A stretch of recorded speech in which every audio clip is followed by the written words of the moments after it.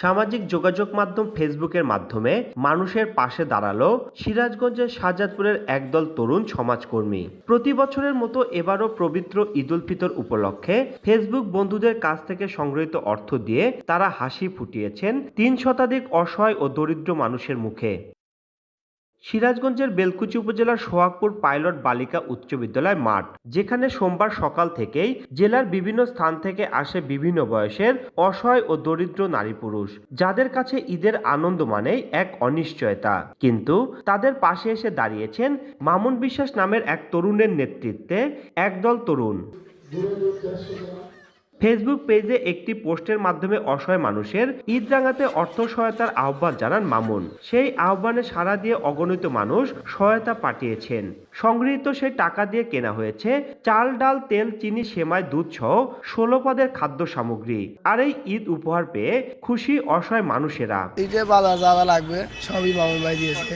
ঈদটা আনন্দই কাটবো, ঈদটা খুব ভালোভাবে কাটবে। সেমাই, চিনি, চাল, ডাল, মুরগি, তেল, তারপর গুঁড়ামরিচ, হলুদ, এগুলো সম্পূর্ণ বাজার দিয়েছে। আমরা স্বেচ্ছাসেবক হিসেবে যে এতগুলো মানুষের যে বাজারঘাট প্যাকেজিং থেকে শুরু করে ওনাদের হাত পর্যন্ত বন্টন করাতে শুরু করে অনেকগুলো পরিশ্রমের ধাপ পার হতে হয়। এই পরিশ্রমগুলো যখন আমরা ওদের হাতে তুলে দিই, ওনারা যখন একটা তৃপ্তির হাসি ফোটে মুখে, এটা আমাদের জন্য অনেক বড় একটা প্রাপ্তি। ব্যক্তি উদ্যোগে সামাজিক মাধ্যমের শক্তিতে এমন আয়োজন সিরাজগঞ্জে এক উজ্জ্বল দৃষ্টান্ত হয়ে দাঁড়িয়েছে বলে জানান অতিথিরা। আমাদের প্রতিটা প্যাকেটে ছিল 16টা আইটেম, পাশাপাশি একটা মুরগি। আমাদের 7,20,000 টাকা খরচ আজকের এই আয়োজনে।